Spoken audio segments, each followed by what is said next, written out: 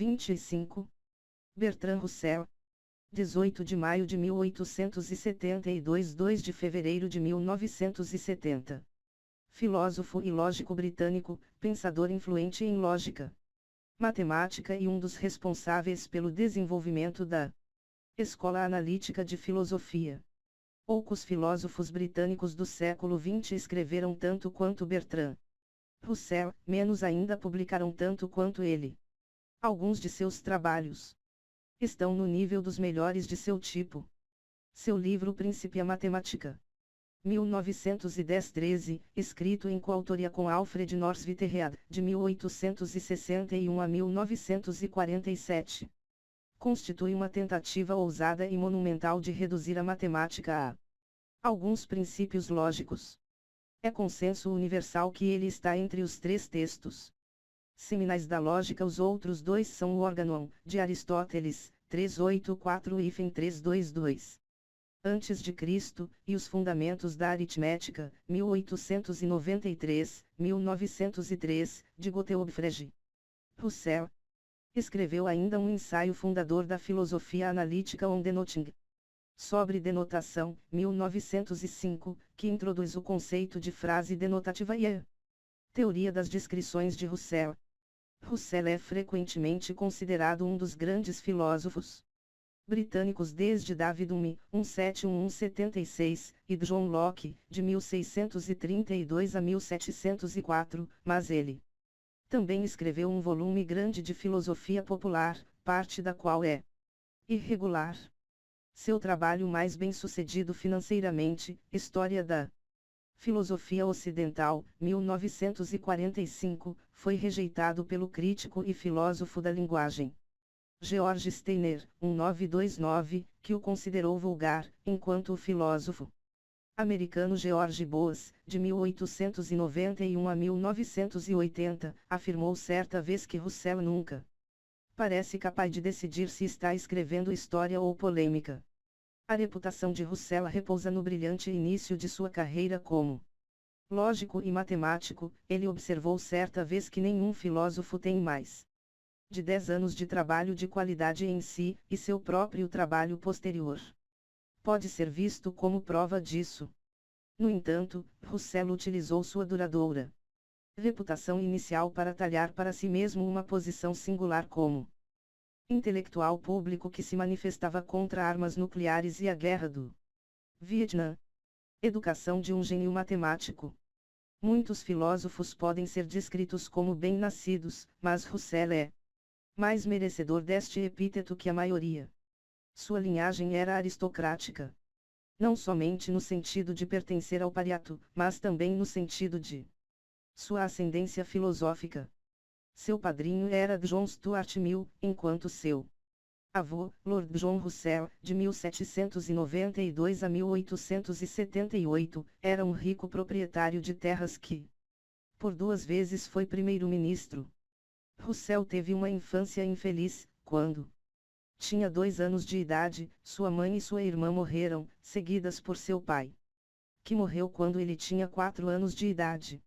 Órfão, Russell foi criado por sua avó, Lady Russell, e suas tias. Ele foi educado em casa, onde aprendeu os clássicos, e também francês, alemão e literatura. Sua aptidão para o aprendizado de idiomas abriu-lhe a possibilidade de entrar em contato com o trabalho de pensadores europeus continentais e lhe preparou para sua carreira como um filósofo cuja influência iria muito além das fronteiras da Inglaterra, sua terra natal. Nos últimos anos do século XIX, Russell construiu uma reputação na Europa ao envolver-se num debate com o matemático francês Henri Poincaré, 1854-1912, sobre os fundamentos da geometria e a natureza do espaço, e ao apresentar um artigo em 1900 no Congresso Internacional de Filosofia em Paris, respondendo ao convite do lógico francês Louis Couturat, de 1868 a 1914. Nesta época, Russell familiarizou-se com o trabalho do matemático e filósofo italiano Giuseppe Peano, de 1858 a 1932, cujas ideias lhe serviriam como Fundamentos para o desenvolvimento de suas próprias ideias sobre lógica, matemática e teoria dos conjuntos. Em 1902, ele começou a ler o então obscuro lógico Gottlob Frege, que o apresentaria a Ludwig Wittgenstein, seu mais famoso aluno e mais severo crítico. Do idealismo à filosofia analítica. O desenvolvimento inicial de Russell foi peculiar. Como Wittgenstein, ele pensava frequentemente em suicídio quando criança, mas superou esse sentimento quando começou a se expressar sexualmente, um passo que foi mais problemático para Wittgenstein. O irmão de Russell, Frank, ensinou-lhe geometria euclidiana, e, a partir daquele momento, Russell foi fisgado pela matemática. Ele entrou no Trinity College, em Cambridge, em 1890. Terminando como primeiro colocado da turma em 1893. Lá, tornou-se amigo do hegeliano J. M. E. M. C. Taggart, cujo idealismo, junto com o de F. H. Bradley, era a corrente dominante na filosofia britânica. Depois de conhecer G. Murray, no entanto, Russell perdeu sua admiração inicial pela metafísica. Embora Murray tenha tentado originalmente basear seu estudo da ética em uma forma de idealismo pós-kantiano, ele mudou o curso de sua atenção em 1903 com seu artigo A Refutação do Idealismo, que se tornou um marco e sinalizou um afastamento da tradição idealista britânica, descendente de George Berkeley, de 1685 a 1753, constituindo um esforço inicial de basear a ética na filosofia analítica. Murray estava fazendo pela ética o que Russell estava fazendo pela lógica. Juntos, eles lançaram os fundamentos para o tratamento da linguagem que seria adotado por Wittgenstein e todos os que seguiram a tradição analítica. Dois outros textos publicados em 1903 confirmaram a ascendência da filosofia analítica sobre o idealismo na Grã-Bretanha, Os Princípios da Matemática e, de Bertrand Russell, e Principia Ética, de G. Murray. O Paradoxo de Russell. Em 1901, enquanto escrevia Os Princípios da Matemática, em que defendia que lógica e matemática são uma mesma coisa, Russell descobriu uma falha na lógica de Gottlob Frege. Ele escreveu para Frege justo quando o segundo volume do livro pioneiro do filósofo, Os Fundamentos da Aritmética, havia sido mandado para impressão. Ambos os filósofos estavam buscando objetivos similares, evitar o psicologismo e o apriorismo sintético de Kant e ao mesmo tempo reduzir as leis da aritmética a um conjunto de regras lógicas a priori determinadas analiticamente. A falha que Russell expôs no trabalho de Frege é conhecida como paradoxo de Russell e envolve o conceito do conjunto de todos os conjuntos que não são membros de si mesmos. Se tal conjunto existisse, ele seria membro de si mesmo somente se não fosse membro de si mesmo. Russell encontrou uma solução para o paradoxo por meio do desenvolvimento da teoria de tipos, que permitiu a separação entre propriedades, relações e conjuntos. O erro de Frege, argumentou Russell, e era um erro fatal, foi supor que classes e seus membros obedeciam a um único e homogêneo tipo, em vez de um número de tipos que obedeciam a uma hierarquia. Principia Mathematica. Escrito em parceria com o filósofo britânico A.N. Whitehead e publicado em 3 volumes em 1910, 1912 e 1913, Principia Mathematica, Princípios da Matemática, é uma tentativa de reduzir as verdades da matemática à lógica. Extremamente influente, não somente na matemática, mas também na filosofia, o modo como esse livro desmembrou problemas filosóficos em unidades lógicas determinou a linha de abordagem analítica que dominou a filosofia anglófona no século XX.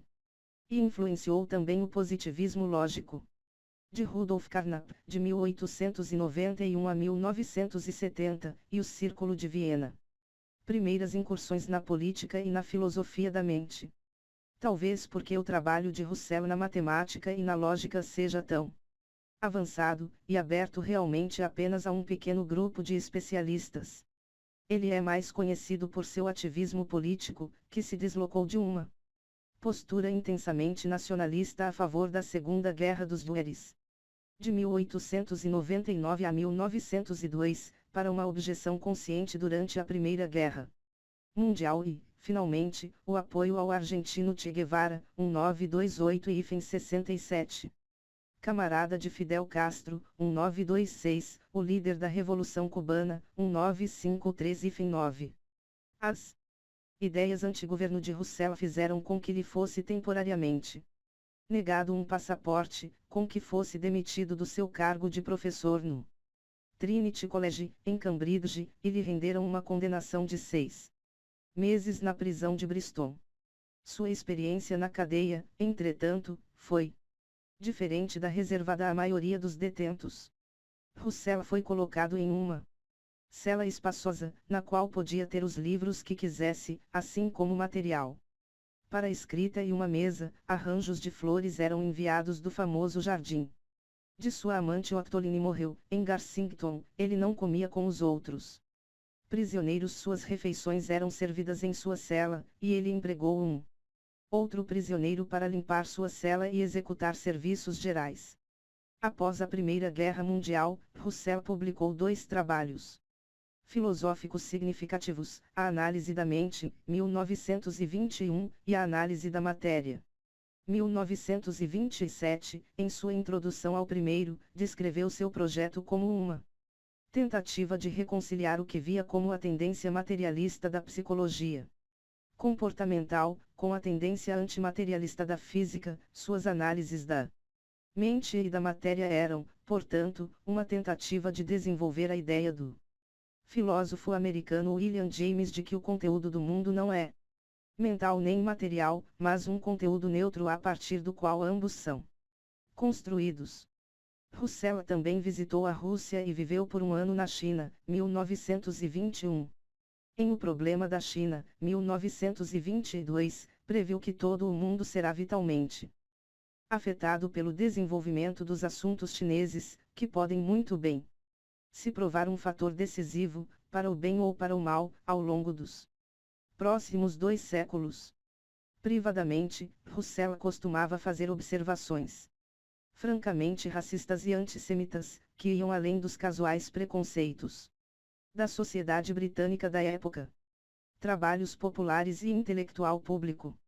Rousseff, que foi casado 4 vezes e teve muitos casos, escreveu alguns de seus livros populares em defesa do seu estilo de vida, No que Acredito, 1925.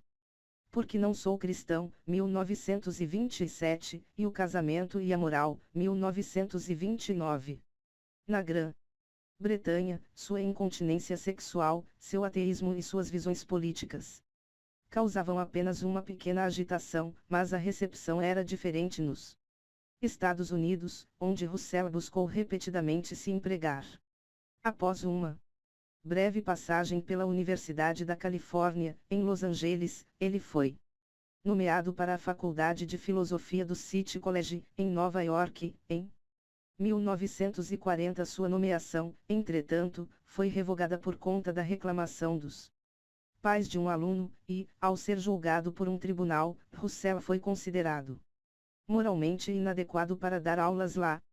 O advogado do denunciante disse à corte que Rousseff era lascivo, libidinoso, venéreo, erotomaníaco, afrodisíaco, irreverente, intolerante, inconfiável e desprovido de fibra moral.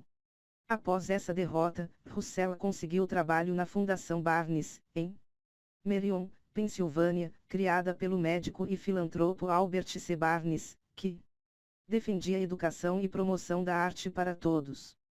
Rousseff deu uma série de palestras lá que formaram a base para a história da filosofia ocidental. Ele conseguiu ser demitido, mas depois provou que a demissão havia sido injusta. História da Filosofia Ocidental apareceu em 1945, e Rousseff recebeu o Prêmio Nobel de Literatura em 1950. O livro é um ensaio altamente opinativo no qual Rousseff apresenta as tradições filosóficas de acordo com suas próprias visões analíticas e estreitas. Pode-se argumentar que todos os Ensaios sobre a história da filosofia, incluindo estes, são marcados pela perspectiva do autor. Uma coisa, no entanto, é ser crítico quanto a uma tradição filosófica, outra coisa é partir da ideia de que toda metafísica é sem sentido e tratar o trabalho de mentes mais elevadas, espalhadas ao longo de 2 milênios e meio, com desprezo e sarcasmo, como foi observado por diversos críticos. Russell como ativista político. Desarmamento nuclear e a Guerra do Vietnã. Em 1960, Russell liderou a campanha britânica pelo desarmamento nuclear, que ficou conhecida como Comissão dos 100. Esta comissão foi estabelecida com o objetivo de organizar ações diretas não violentas. Seguindo a tradição de Mahatma Gandhi, de 1869 a 1948, e Martin Luther King, 1929-68, em fevereiro de 1961, Russell liderou 4.000 manifestantes em um protesto do lado de fora do Ministério Britânico da Defesa, em Whitehall, no qual os participantes se sentaram no chão. Um protesto em setembro daquele ano resultou em 1.300 pessoas presas na Trafalgar Square, entre elas, Russell, que tinha então 89 anos. O ativismo de Russell levou a um dos pares filosóficos mais improváveis da história, uma vez que o avô da filosofia analítica se uniu ao mais famoso dos existencialistas Jean-Paul Sartre. De 1966 a 1967, os dois filósofos lideraram juntos o Tribunal Internacional de Crimes de Guerra, chamado popularmente de Tribunal Russell-Sartre, para investigar o papel dos Estados Unidos na Guerra do Vietnã. O tribunal se baseou no livro de Russell Crimes de Guerra no Vietnã, escrito em 1966, e foi uma questão totalmente privada, sem nenhum embasamento oficial. Ele concluiu, entre outras coisas, que os Estados Unidos cometeram atos de agressão contra o Vietnã segundo os termos do direito internacional e foi também culpado pelo bombardeio de alvos puramente civis, hospitais, igrejas, unidades médicas, represas. O tribunal ainda considerou os Estados Unidos culpados por repetidas violações da soberania, neutralidade e integridade territorial do Camboja e por ataques contra a população civil de um certo número de cidades e vilarejos cambojanos. A idade somente aumentou o radicalismo de Russell. Na época de sua morte, em 1970, ele apoiava o chamado de Che Guevara para uma revolução global contra o imperialismo americano. O lugar de Russell na história da filosofia como lógico e matemático proeminente está assegurado. É verdade ainda que seus esforços extenuantes contra o idealismo e a favor do atomismo ajudaram a mudar o curso da filosofia no século XX. À medida que a filosofia analítica se exaurir, pode ser que a influência de Russell na filosofia diminua, mas suas contribuições para a matemática agora perduram no romance em quadrinhos Logicomics, An Epic Search for Truth Logicomics, uma jornada épica em busca da verdade. A filosofia moderna começa com Descartes, cuja certeza fundamental é a existência de si mesmo e de seus pensamentos, a partir dos quais o mundo exterior deve ser inferido. Este foi apenas o primeiro estágio em um desenvolvimento que passou por Berkeley e Kant, até chegar a Fichte, para quem tudo é apenas uma emanação do ego. Isto era uma insanidade, e, desse extremo, a filosofia tem tentado desde então escapar para o mundo do senso comum cotidiano. Bertrand Russell, História da Filosofia Ocidental, 1945. Minha única visão sobre a religião é a mesma de Lucrécio. Eu a considero uma doença nascida do medo e uma fonte de miséria indizível para a raça humana. Não posso, entretanto, negar que ela fez algumas contribuições à civilização. Bertrand Russell, As Religions Mad. Useful Contributions to Civilization. A religião trouxe contribuições úteis à civilização. 1930. É difícil superestimar o domínio exercido pelo pensamento de Russell na filosofia analítica do século XX, praticamente todas as vertentes que apareceram em seu desenvolvimento tiveram origem nele ou se transformaram ao serem transmitidas por meio dele. A filosofia analítica em si deve sua existência mais a Russell que a qualquer outro filósofo. Nicholas Griffin, Introduction, The Cambridge Companion. Theo Bertrand Russell Introdução, O Companheiro de Cambridge. Para Bertrand Russell, 2001.